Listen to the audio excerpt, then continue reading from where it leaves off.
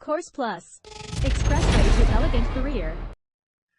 So, how do you go about getting started with lifestyle design?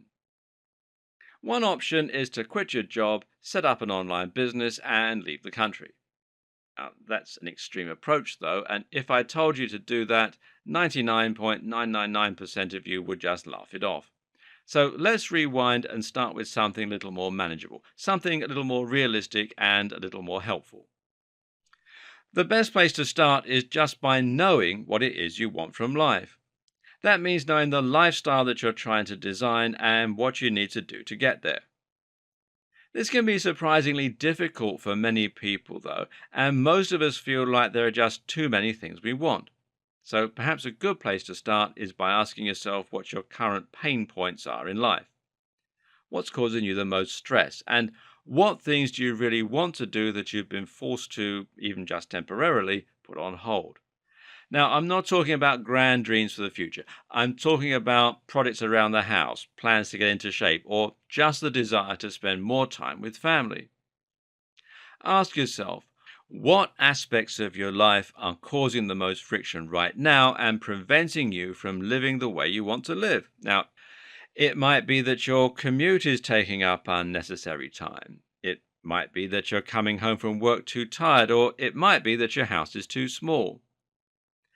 At the same time, ask yourself when you're most happy and when you last felt truly exuberant. What were the circumstances and what could you intentionally do to recreate them? And don't get stuck on typical notions of success, happiness, or accomplishment. If your perfect situation is, quote, lame, or other people think it's weird, well, then that's just fine. If you're at your happiest watching Dragon Ball Z, then your only question should be, how can you make more time for that? Another tip is to challenge yourself to imagine what your perfect future might look like. And this really means looks like. Just visualize what you want for yourself. Now, imagine that all your plans go well and everything turns out the way you'd like it. Where are you? What are you doing? It might be that you're on a sunny beach somewhere or on a yacht. In this case, you know that you need to travel more or move somewhere warm. Alternatively, your vision might involve you living in a beautiful modern house with a hot wife or husband.